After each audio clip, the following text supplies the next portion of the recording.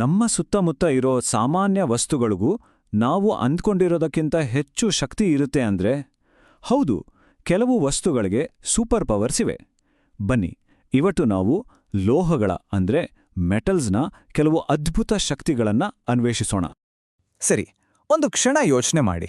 ಒಂದು ಕಬ್ಬಿಣದ ಮೊಳೆ ಮತ್ತು ಒಂದು ಕಲ್ಲಿದ್ದಲ ತುಂಡು, ಎರಡಕ್ಕೂ ಸುತ್ತಿಗೆಯಿಂದ ಬಲವಾಗಿ ಒಡೆದ್ರೆ ಏನಾಗಬಹುದು? ಎರಡರ ರಿಯಾಕ್ಷನ್ ಒಂದೇ ಥರ ಇಡುತ್ತಾ? ನೋಡಿ ಏನಾಗುತ್ತೆ ಅಂತ. ಒಂದು ಚಪ್ಪಟೆ ಆಗುತ್ತೆ, ಇನ್ನೊಂದು ಪುಡಿ ಪುಡಿ. ಯಾಕೆ ಹೀಗೆ? ಇದೇ ಇವತ್ತಿನ ನಮ್ಮ ಚರ್ಚೆಯ ವಿಷಯ. ಲೋಹಗಳು ಬೇರೆ ವಸ್ತುಗಳಿಂದ ಅಲದಾ ಮಾಡುವ ಈ ವಿಶಿಷ್ಟ ಗುಣಗಳ ಹಿಂದಿನ ರಹಸ್ಯವಾದರೂ ಏನು? ಸರಿ, ಹಾಗಾದ್ರೆ ಲೋಹಗಳ ಮೊದಲನೇ ಸೂಪರ್ ಪವರ್ ಕಡೆ ಗಮನ ಕೊಡೋಣ. ಅದೇ ಅವುಗಳನ್ನ ಬಡೆದು ಬಗ್ಗಿಸಿ ನಮಗೆ ಇಷ್ಟ ಬಂದ ಹಾಗೆ ಶೇಪ್ ಕೊಡುವ ಸಾಮರ್ಥ್ಯ. ಈ ಥರ ಆಕಾರ ಕೊಡೋಕೆ ಒಂದು ಸೈಂಟಿಫಿಕ್ ಹೆಸರು ಕೂಡ ಇದೆ. ಅದನ್ನ ಮೇಲಿಯಬಿಲಿಟಿ ಅಂತ ಕರೀತಾರೆ. ಅಂದ್ರೆ ಸಿಂಪಲ್ ಆಗಿ ಹೇಳೋದಾದ್ರೆ ಯಾವುದಾದ್ರೂ ವಸ್ತುವನ್ನ ಬಡೆದು ತೆಳುವಾದ ಶೀಟ್ ಥರ ಮಾಡೋ ಗುಣ. ಆಶ್ಚರ್ಯ ಅಂದ್ರೆ ಈ ಪವರ್ ಹೆಚ್ಚಿನ ಎಲ್ಲ ಮೆಟಲ್ಸ್ನಲ್ಲೂ ಇರುತ್ತೆ. ಇದೇನೋ ಪಠ್ಯಪುಸ್ತಕದಲ್ಲಿ ಓದೋ ವಿಷಯ ಅನ್ಕೊಳ್ಬೇಡಿ, ಇದು ನಮ್ಮ ಪ್ರತಿದಿನದ ಲೈಫ್ನಲ್ಲೇ ಇದೆ. ಸ್ವೀಟ್ಸ್ ಮೇಲೆಲ್ಲ ಒಂದು ತೆಳುವಾದ ಬೆಳ್ಳಿ ಫಾಯಿಲ್ ಇರುತ್ತಲ್ವಾ, ಮತ್ತೆ ಊಟ ಪ್ಯಾಕ್ ಮಾಡೋಕೆ ಬಳಸೋ ಅಲ್ಯೂಮಿನಿಯಂ ಫಾಯಿಲ್. ಹೌದು, ಇದೆರಡೂ ಮೇಲಿಯಬಿಲಿಟಿಗೆ ಪರ್ಫೆಕ್ಟ್ ಎಕ್ಸಾಂಪಲ್ಸ್. ಮುಂದಿನ ಸೂಪರ್ ಪವರ್ಗಳ ಸೆಟ್ ನೋಡೋಣ ಬನ್ನಿ. ಶೈನ್, ಸೌಂಡ್ ಮತ್ತೆ ಎಳೆಯೋ ಕೆಪಾಸಿಟಿ. ಯಾವುದೇ ಲೋಹ ತಗೊಳ್ಳಿ, ತಾಮ್ರ, ಅಲ್ಯೂಮಿನಿಯಂ, ಕಬ್ಬಣ, ಅದಕ್ಕೆ ಅಂತ ಒಂದು ಸ್ಪೆಷಲ್ ಹೊಳುಪಿರುತ್ತೆ ಅಲ್ವಾ? ಅದನ್ನೇ ಮೆಟಾಲಿಕ್ ಲಸ್ಟರ್ ಅಂತ ಕರೆಯೋದು. ಇದು ಮೆಟಲ್ಸ್ನ ಒಂದು ಮುಖ್ಯವಾದ ಗುರುತು. ಒಂದು ಸ್ಟೀಲ್ ಸ್ಪೂನ್ ಕೈಯಿಂದ ಜಾರಿ ಕೆಳಗೆ ಬಿದ್ರೆ ಟಮ್ ಅಂತ ಸೌಂಡ್ ಬರುತ್ತಲ್ವಾ? ಆದರೆ ಅದೇ ಒಂದು ಮರದ ತುಂಡು ಬಿದ್ರೆ ಆ ಥರ ಸೌಂಡ್ ಬರಲ್ಲ. ಲೋಹಗಳು ಈ ರೀತಿ ರಿಂಗಿಂಗ್ ಸೌಂಡ್ ಮಾಡೋ ಗುಣಕ್ಕೆ ಸೊನಾರಿಟಿ ಅಂತ ಹೆಸರು. ನಮ್ಮ ಸ್ಕೂಲ್ ಬೆಲ್, ದೇವಸ್ಥಾನದ ಗಂಟೆಗಳೆಲ್ಲ ಇದೇ ಪ್ರಾಪರ್ಟಿಯಿಂದ ಮಾಡಿರೋದು. ಸರಿ, ಈಗ ಇನ್ನೊಂದು ಅಮೇಜಿಂಗ್ ಪ್ರಾಪರ್ಟಿ, ಡಕ್ಟಿಲಿಟಿ. ಅಂದ್ರೆ ಲೋಹಗಳನ್ನ ಎಳೆದು ಎಳೆದು ತೆಳ್ಳಗಿರೋ ವೈರ್ ಥರ ಮಾಡೋದು. ಇದು ಕೇಳೋಕ್ಕೆ ಸಿಂಪಲ್ ಅನ್ಸ್ಬೋದು, ಆದರೆ ಇದರ ತಾಕತ್ತು ಅಪಾರ. ಈ ನಂಬರ್ ನೋಡಿ, 2 ಕಿಲೋಮೀಟರ್ಸ್. ಏನಿದು ಅಂದ್ರೆ ಕೇವಲ ಒಂದೇ 1 ಗ್ರಾಮ್, ಜಸ್ಟ್ 1 ಗ್ರಾಮ್ ಚಿನ್ನದಿಂದ ಸುಮಾರು 2 ಕಿಲೋಮೀಟರ್ ಉದ್ದದ ವೈರ್ ಮಾಡ್ಬೋದಂತೆ. ವಾವ್, ಎಂತ ಅದ್ಭುತ ಅಲ್ವಾ?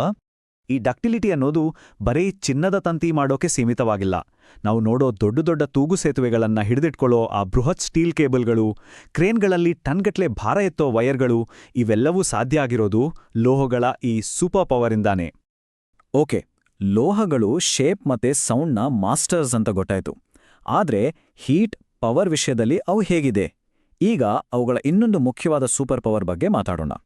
ಒಂದು ಸಿಂಪಲ್ ಎಕ್ಸ್ಪೆರಿಮೆಂಟ್ ನೆನ್ಪಿಸ್ಕೊಳ್ಳಿ.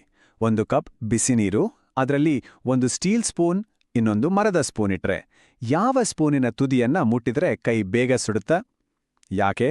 ಖಂಡಿತ ಸ್ಟೀಲ್ ಸ್ಪೂನ್. ಯಾಕಂದ್ರೆ ಲೋಹಗಳು ಹೀಟ್ನ ಗುಡ್ ಕಂಡಕ್ಟರ್ಸ್. ಅಂದ್ರೆ ಶಾಖ ಅವುಗಳ ಮೂಲಕ ತುಂಬಾನೇ ಸುಲಭವಾಗಿ ಪಾಸ್ ಆಗುತ್ತೆ.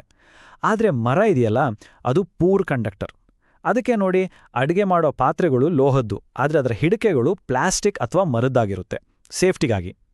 ಹೀಟ್ ತರಾನೇ ಲೋಹಗಳು ಕರೆಂಟ್ಗೂ ಗುಡ್ ಕಂಡಕ್ಟರ್ಸ್. ಅವುಗಳ ಮೂಲಕ ಕರೆಂಟ್ ಆರಾಮವಾಗಿ ಪಾಸ್ ಆಗುತ್ತೆ.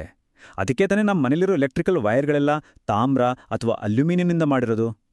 ಇದೇ ಕಾರಣಕ್ಕೆ ಎಲೆಕ್ಟ್ರಿಷಿಯನ್ಸ್ ಬಳಸೋ ಟೂಲ್ಸ್ಗೆಲ್ಲ ಪ್ಲಾಸ್ಟಿಕ್ ಅಥವಾ ರಬ್ಬರ್ ಹ್ಯಾಂಡಲ್ ಇರುತ್ತೆ, ಶಾಕ್ ಹೊಡಿಬಾರ್ದು ಅಂತ.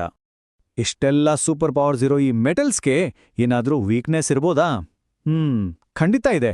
ಎಲ್ಲ ಸೂಪರ್ ಹೀರೋಗಳಿಗೂ ಒಂದು ವೀಕ್ನೆಸ್ ಇರುತ್ತಲ್ಲ, ಹಾಗೆ ಈಗ ಲೋಹಗಳ ಅತಿದೊಡ್ಡ ವೀಕ್ನೆಸ್ ಬಗ್ಗೆ ಮಾತಾಡೋಣ. ಕಬ್ಬಿಣದ ಅಕಿಲಿಸ್ ಹೀಲ್ ಯಾವುದು? ಅಂದ್ರೆ ಅದರ ಗ್ರೇಟೆಸ್ಟ್ ವೀಕ್ನೆಸ್ ಯಾವುದು? ಬಹುಶಃ ಉತ್ತರ ಎಲ್ರಿಗೂ ಗೊತ್ತಿರ್ಬೋದು. ಹೌದು, ಅದು ತುಕ್ಕು, ರಸ್ಟ್. ಆದರೆ ಈ ತುಕ್ಕು ಹಿಡಿಯಕ್ಕೆ ಅಸಲಿಗೆ ಏನ್ಬೇಕು? ಈ ಸಿಂಪಲ್ ಎಕ್ಸ್ಪೆರಿಮೆಂಟ್ ನೋಡೋಣ.